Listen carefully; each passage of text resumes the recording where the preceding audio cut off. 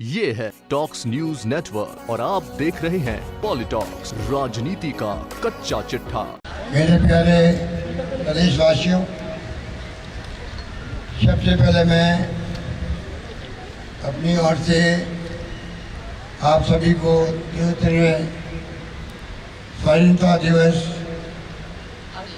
के उपलक्ष्य में हार्दिक बधाई देता हूँ। आज ये ऐसा अवसर है जब हम लोग ज्ञात व अज्ञात सेनानियों को याद करते हैं जिन्होंने आज़ादी के जंग के अंदर अपना सब कुछ नश्वर कर दिया। त्याग, बलिदान, कुर्बानी का लंबा इतिहास है। लोग जेलों में बंद रहे, फांसी के फंदे पर चढ़े, अंग्रेजों के राज में लाठें खाई, गोलियां खाई। तो ये जज्बा था कि हमें किसी भी कीमत पर डू और डाई, करो या मरो का नारा भी दिया गांधी जी।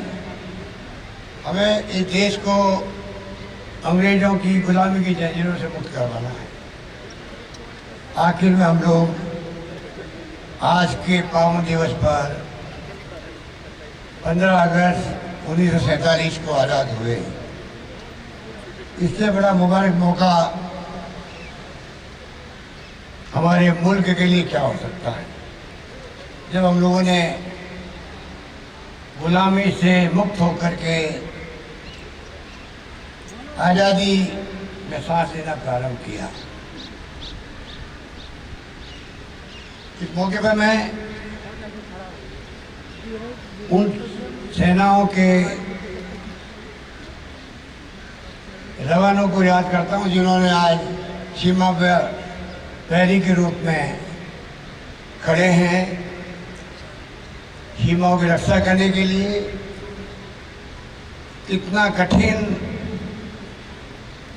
जगह होती है, पहाड़ों में, बर्फीली चट्टानों पर, गर्मियों में 50 डिग्री तक टेम्परेचर जाता है, तब भी हम लोगों की एकता के लिए, अखंडता के लिए, देश की रक्षा के लिए वो अपने आप को समर्पित किए हुए हैं। आज ये मुबारक मौका है, रक्षाबंधन भी है। रक्षाबंधन के उपलक्ष्य में भी पूरे प्रदेशवासियों को बहुत बहुत शुभकामनाएं देना चाहता हूँ और कहना चाहूँगा कि हमें गर्व होना चाहिए।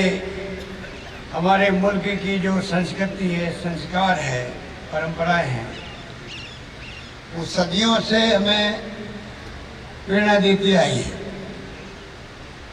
इसीलिए हमारी पहचान दुनिया के लगभग 200 मुल्कों में अलग बनी हुई है। उसका गर्व है हमारी संस्कृति पर, हमारी महान परंपराओं पर। हमें गर्व है महात्मा गांधी जिनकी 150वीं जयंती मना रहे हैं, जिन्होंने हिंसा के माध्यम से नहीं बल्कि अहिंसा के माध्यम से इस मुल्क को आज़ाद करवाने का बीड़ा उठाया और वो कमाल कर दिखाया जिस पर दुनिया को विश्वास नहीं होता था। बिना बंदूक के, बिना खून खराबे के कोई मुल्क आज़ाद हो सकता है। अहिंसा के हथियार को उपयोग लेकर के उन्होंने पूरे देशवासियों को इकट्ठा किया, जज्बात पैदा किए, एकता का बिगुल बजाया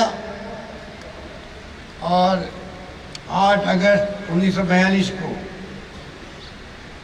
करो या मरो का नारा दिया। तब लोग जेलों में बंद किए गए,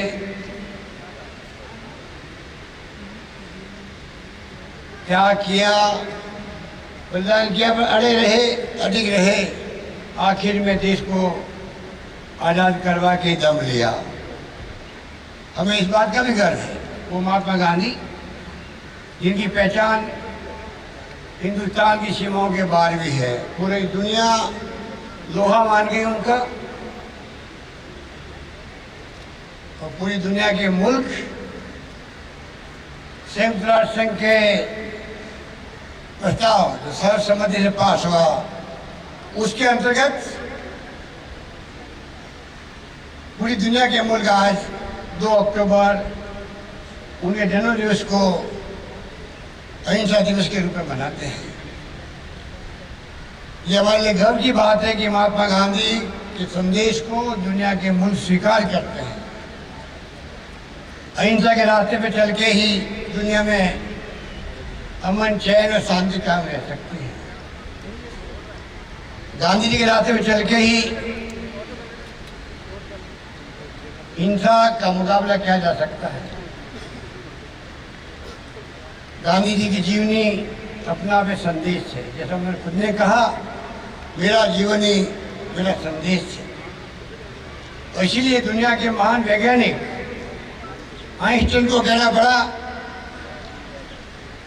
कि आने वाली पीढ़ियों को विश्वास भी नहीं होगा कि महात्मा गांधी नाम का कोई हार्ड मांस का व्यक्ति की धरती पर कभी चला है।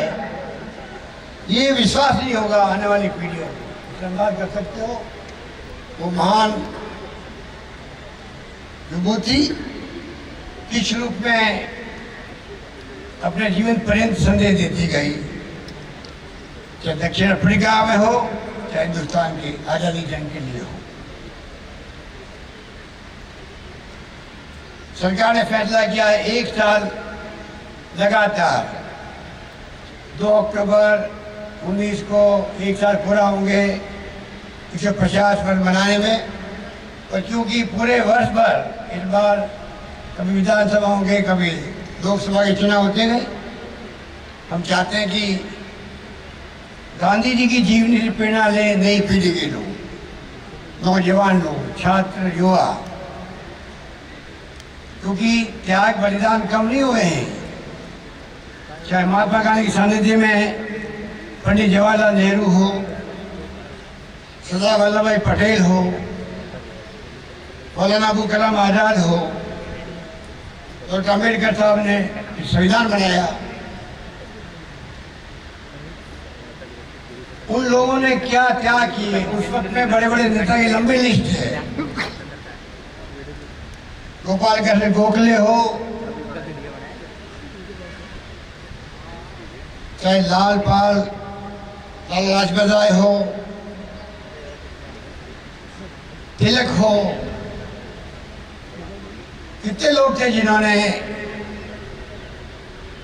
अपने अपने तरीके से मुल्क को आजाद कराने के बेड़ा उठाया था।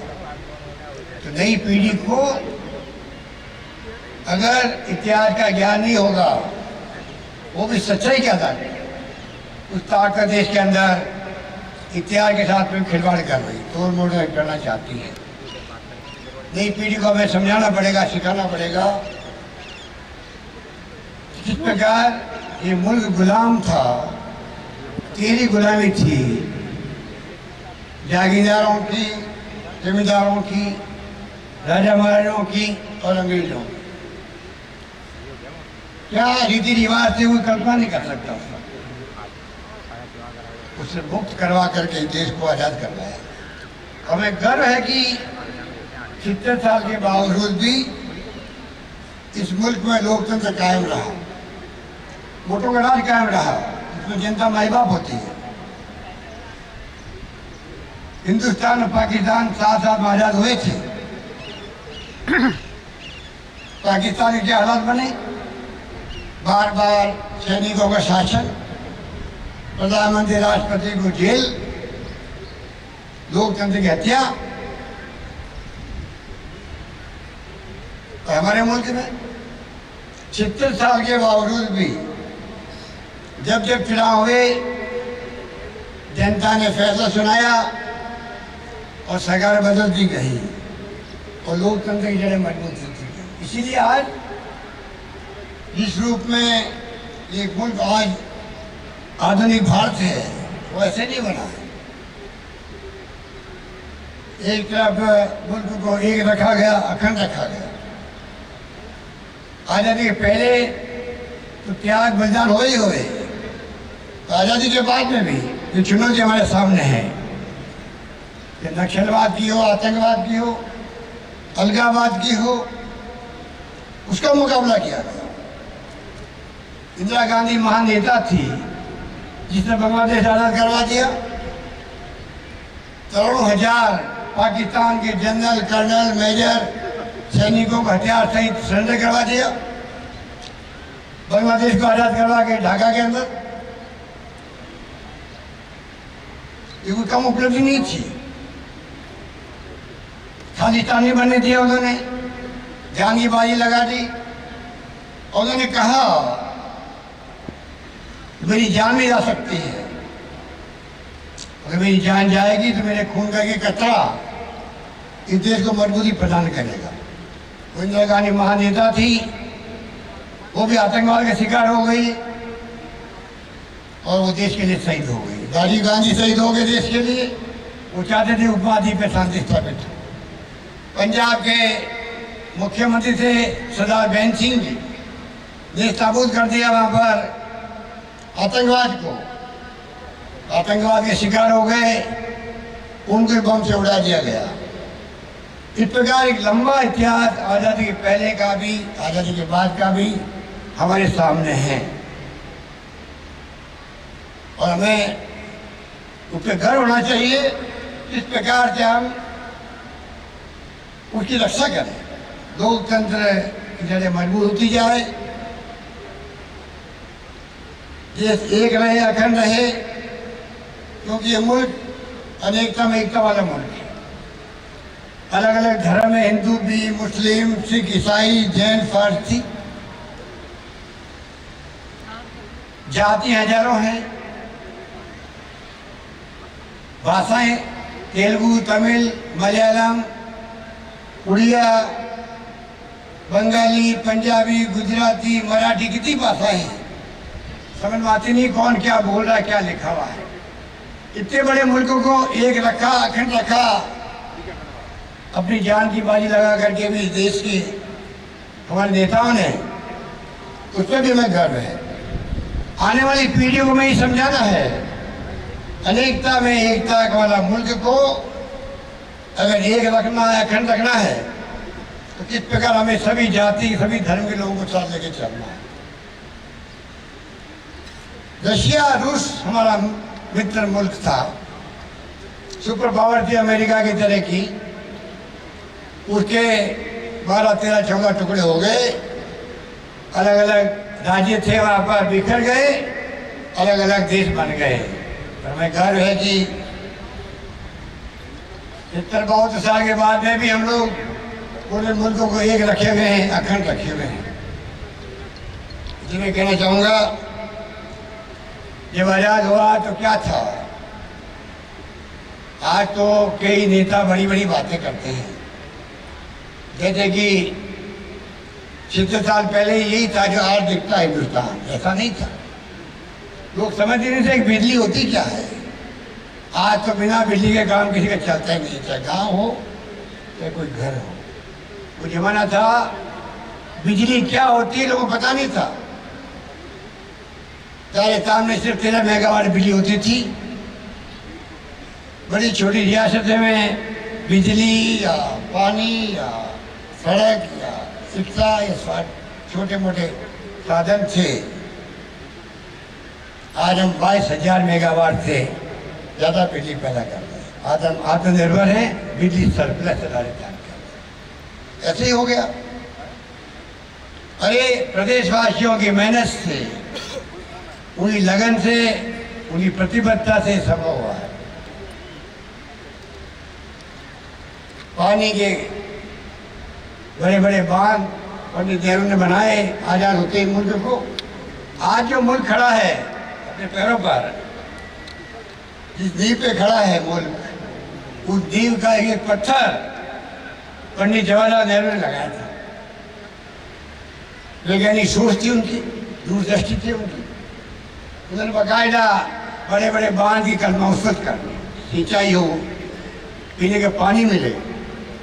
इसलिए आज इंदिरा गांधी कैनाल आई है तो पंडित नेहरू की सोच थी भागा डैम, पौंग डैम की। तब जाकर के राजस्थान में आज गंगानगर से लगा करके बीकानेर हो, हनुमानगढ़ हो, जैसलमेर तक पानी पहुंच गया है। गंग कैनाल, बाघा डैम, इंदिरा गांधी कैनाल, चंबल, राणा प्रताप सागर, जवाहर सागर ऐसे नहीं बनेगी। बड़े बड़े इस्पात के कारखाने लगे उस वक्त, बड़े बड़े कारखाने लगे, विभिन्न तरह के बड़ी बड़ी संस्थाएं बनी, IITs, IIM, AIIMS, national defence academy, NDA, ISRO. आज जो हम लोग मंगल ग्रह पर और चंद्रमा तक उपग्रह छोड़ते हैं, ये ऐसे नहीं हो गए हैं।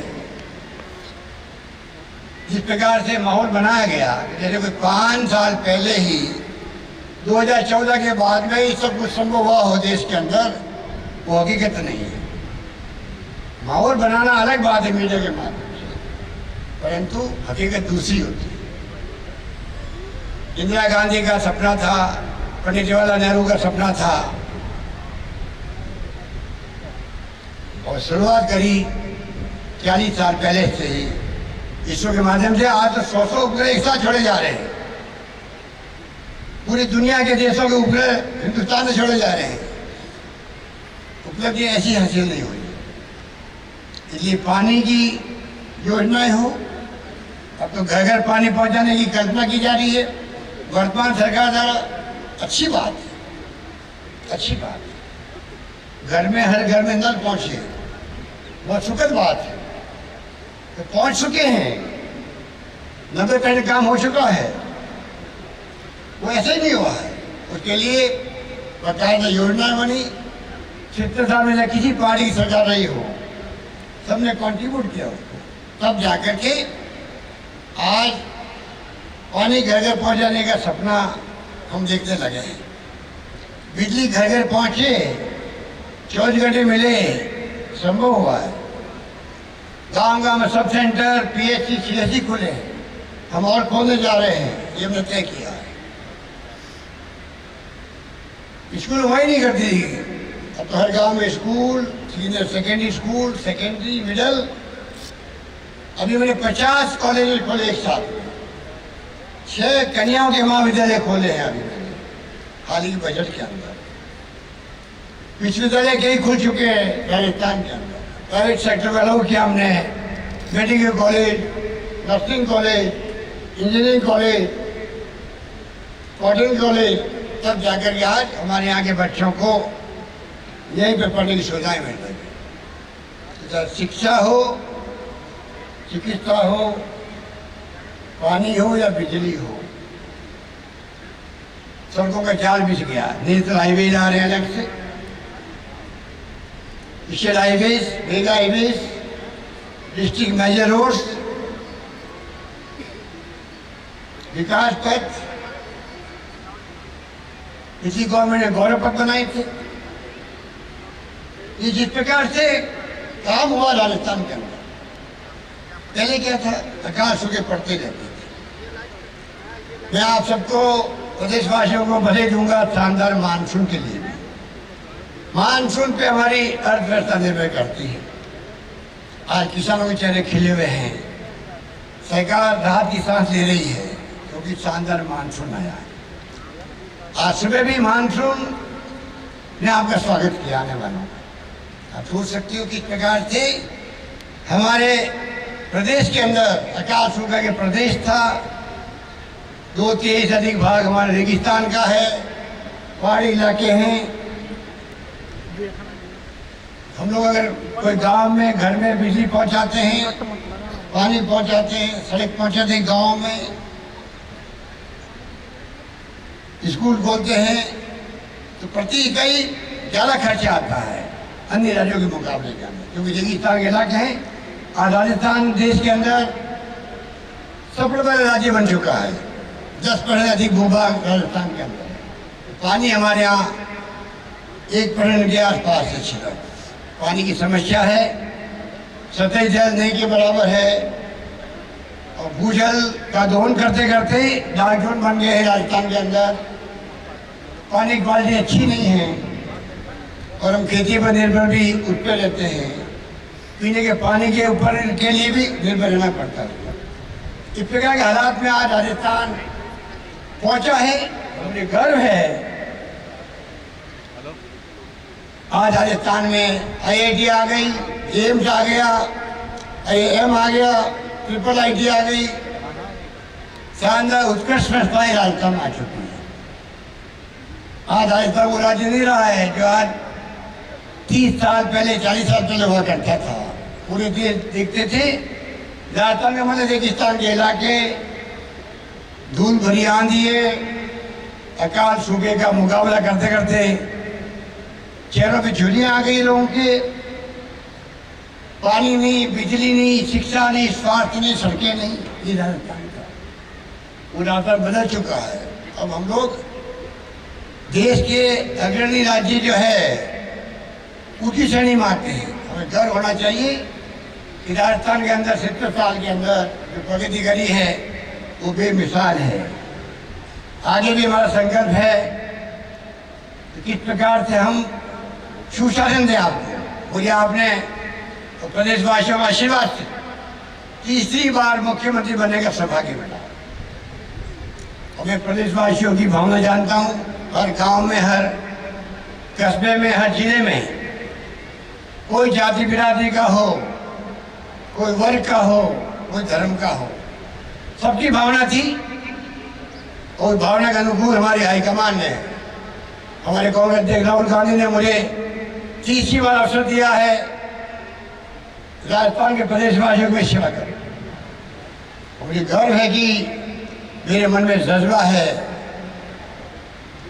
मेरे मन में संकल्प है सेवा का, जन कल्याण का।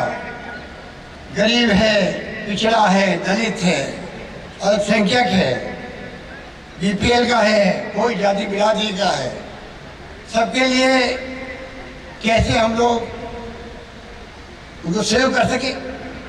उनके सुख दुख में सरकार हमेशा खड़ी मिले उनको। ये संगम लेके शासन की शुरुआत हमने करी। संवेदनशील, पारदर्शी और जवाबदेह प्रशासन राजस्थान में हो, ये मेरा सपना है। इसीलिए हमने निःशुल्क दवा की बात हो, निःशुल्क जांचों की बात हो, हाल ही में हमने कैंसर, किडनी, ये दवाइयाँ हैं वो भी हमने फ्री दवाइयों में डाल दिया। उनको भी संख्या बढ़ा दी, दवाइयों की भी हम लोगों ने जांचें फ्री कर रहे हैं। हम चाहते हैं कि राजस्थान के लोगों को अच्छी शिक्षा मिले, अच्छी स्वास्थ्य सेवाएं मिले, रोटी कपड़े मकान की दिक्कत नहीं आए। और मुझे कहते हुए खुशी है, यूपीए गवर्नमेंट ने, डॉक्टर मनमोहन सिंह जी थे प्रधानमंत्री, उससे पहले थे वो वित्त मंत्री, पहली बार उदारीकरण किया देश के अंदर। नतीजा आज तेज गति से आज चाहे नेशनल हाईवेज हो, चाहे उद्योग धंधे हो, चाहे IT का क्षेत्र हो, वो तमाम क्षेत्र हमारे यहाँ पर तेज गति से आगे बढ़ सके। यूपी गवर्नमेंट थी, आज़ादी के बाद पहली बार यूपी चेयरपर्सन सोनिया गांधी जी ने और डॉक्टर मनमोहन सिंह जी मिलकर के जिस प्रकार से अधिकार आधारित युग की शुरुआत की, नरेगा लेके आए महात्मा गांधी के नाम से। पहले अकाल सूखे में लोग चिंतित होते थे, क्या होगा गायों का, पशुधन कैसे बचेगा, पीने का पानी उसको भी चाहिए, चारा चाहिए, रोजगार का क्या होगा। आज कोई चिंता करने की बात नहीं है। आज किस प्रकार से नरेगा का माध्यम से रोजगार की गारंटी है, चाहे अकाल पड़ो या नहीं पड़ो। एक खेती मजदूर है, भूमि किसान है, उनकी मजदूरी बढ़ गई है बाहर लेने के साथ। शिक्षा का अधिकार दिया गया देश को, खाद्य सामग्री का अधिकार दिया गया, सूचना का अधिकार दिया गया, जिसको अभी इस वर्तमान सरकार ने केंद्र में उसको कमजोर करने का प्रयास किया। तो मुझे गर्व है कहते हुए, ज्यादातर वो राज्य देश के अंदर ये सबसे पहले सूचना के अधिकार की शुरुआत करी थी देश के अंदर, निःशुल्क दवाओं की शुरुआत हमने करी, सुनने का अधिकार हमने दिया, सेवाओं को देने का अधिकार हमने दिया। दुर्भाग्य से सरकार हमारी चली गई और जब सरकार बनी नई बीजेपी की, तमाम हमारे कानूनों को ठंडे बस्ते में डाल दिया, वो लागू नहीं कर पाए। वापिस हम लोग नियम बना रहे हैं, तमाम कानूनों को लागू कर रहे हैं और भी मजबूत कानून बना करके हम चाहेंगे पूरे प्रदेश के लोगों को जो गांव में परेशानियां हैं, जिले में हैं, व्यक्तिगत हो चाहे वो सामूहिक हो, अधिकांश समस्याओं का समाधान ब्लॉक स्तर पर, जिला स्तर पर संभव हो। सुनवाई का अधिकार उसको मिले, उनकी परेशानी हल होने का अधिकार उसको मिले, ये हमारी सोच है और इस सोच के साथ में हम आगे बढ़ना चाहते हैं। ये मैं आपको निवेदन करना चाहता हूँ। इसलिए मैं कहना चाहूँगा कि हमने कोई कमी रखी नहीं है। हम विपक्ष में थे तब भी हम लोगों ने सरकार को लगातार दबाव बनाए रखा कि देश के अंदर प्रदेश में 24% पूरे मुल्क में जो तेल निकलता है उनका 24% निकलने लगे बाड़मेर के अंदर। आप सोच सकते हो तेल निकलने के मायने क्या होते हैं। आज अरब कंट्री दुनिया के अंदर इसलिए धनी है क्योंकि तेल निकलता है।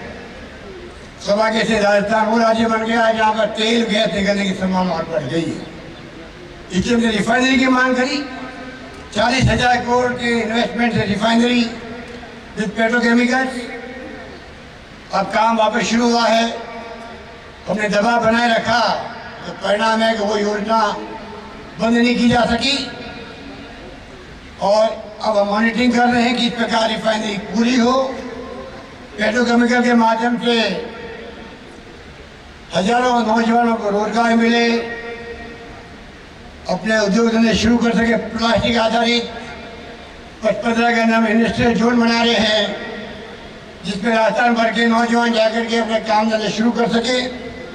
इस प्रकार की सोच के साथ में हम लोग आगे बढ़ना चाहते हैं। इसलिए मैं कहना चाहूँगा कि आप लोगों से कि किस प्रकार से हम सबको मिलकर के आने वाले वक्त में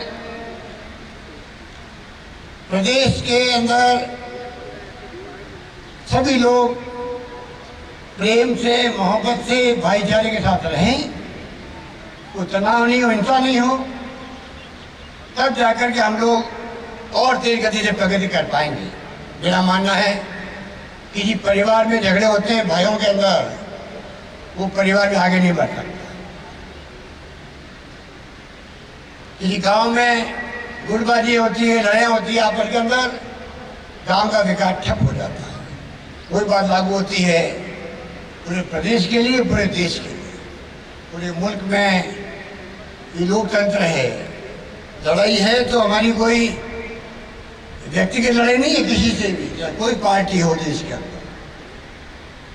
ये लोकतंत्र है, लोकतंत्र मजबूत रहेगा तो लोगों का मान सम्मान कायम रहेगा। लड़ाई है विचारधारा की, नीतियों की, कार्यक्रमों की। हर एक पार्टी अपनी नीतियां बताए देशवासियों को, मजदूरों के लिए क्या नीति है, नौजवान बेकार है, नौजवान बेरोजगार है। चुनौती है सरकार के सामने, आज बहुत बड़ी चुनौती है तो नौकरियों की है। अर्थव्यवस्था बहुत डाउन जा रही है देश के अंदर। मोबाइल सेक्टर हो, चाहे वो रियल एस्टेट सेक्टर हो, चाहे उद्योग धंधे हो, व्यापार हो, सब ठप पड़े हैं 5 साल से। 10 लाख नौकरी आने खतरा पैदा हो गया है अभी हाल ही के अंदर ऑटोमोबाइल से। चिंता लगी हुई है आने वाले वक्त में हम किस दिशा में जाएंगे, क्योंकि केंद्र में अगर सरकार कमजोर होती है, अर्थव्यवस्था डावाडोल होती है, उसका असर राज्यों में पड़ता है, राज्यों पर पड़ता है। चाहे राज्य में सरकारें कांग्रेस की हो, चाहे वो बीजेपी की हो, चाहे वो टीएमसी की हो, चाहे किसी पार्टी की सरकार हो। इससे हमारे चिंतित होना स्वाभाविक है। हम चिंतित हैं कि केंद्र की जो नीतियाँ हैं जिसके कारण अर्थव्यवस्था कमजोर हो रही है, नोटबंदी के बाद में, जीएसटी के बाद में उसको ढंग से लागू नहीं किया गया, इस कारण से और तकलीफ हुई है। इन सब का मुकाबला हमें करना है। हम पैरों में खड़े कैसे रहें, कम से कम असर हमारे यहाँ पड़े, ये हमारी सोच होनी चाहिए। जैसे मनमोहन सिंह जी ने और सोनिया गांधी जी ने जब अधिकार आधारित युग की शुरुआत करी, RTI, RTE, नरेगा, खाद्य सामग्री का 2 रुपये किलो अनाज, गेहूं और 3 रुपये किलो चावल देने का पूरे देश की जनता को। उसी रूप में उस वक्त भी अंतर्राष्ट्रीय मंदी थी पूरी दुनिया के अंदर। डॉक्टर मनमोहन सिंह की नीति थी शानदार, उसके कारण से सबसे कम मंदी का असर पड़ा इस देश के अंदर पड़ा। हम उम्मीद करते हैं कि केंद्र सरकार भी समझेगी और अर्थव्यवस्था को मजबूत करने के लिए कदम उठाएगी, जिससे कि पूरे देश के अंदर राज्य सरकारें मजबूत बने। उनके जो सपने होते हैं जीतने के बाद में, सरकार बनने के बाद में, जनता की आशा अपेक्षाएं होती है, उसके अनुरूप हम लोग काम कर सकें, उनकी आशाओं को पूरी कर सकें, उनकी अपेक्षाओं पर खड़े उतरे हम लोग, और तब होगा तब हमें केंद्र से सहयोग मिलता है, वो मिलता रहे। हम अपने साधन जुटाएंगे। हम चाहते हैं कि राजस्थान में ट्रांसपेरेंसी हो, करप्शन पे रोक लगे, 0 टॉलरेंस हो करप्शन पर। ACB, एंटी करप्शन डिपार्टमेंट को हम और मजबूत करेंगे, SOG को मजबूत करेंगे। जो क्राइम ऑर्गेनाइजेशन में करते हैं उस पर हम लोग हमला बोलेंगे। हम चाहेंगे कि कानून व्यवस्था का राज मजबूत रहे, हर व्यक्ति, हर बहन, हर बेटी सुरक्षित महसूस करे। आए दिन कहीं पूरे देश के अंदर देखते हैं राजस्थान में छूता नहीं है, कहीं रेप की घटनाएं होती है, कहीं ब्लीचिंग की होती है, कहीं तनाव होता है। 2 दिन से जयपुर जैसी राजधानी में तनाव की स्थिति थी। मुझे खुशी है, मैंने कल अपील करी और कल की रात शांति से निकली। मैं उम्मीद करता हूँ कि कानून का राज रहेगा तो ही हम लोग विकास कर पाएंगे, आगे बढ़ पाएंगे।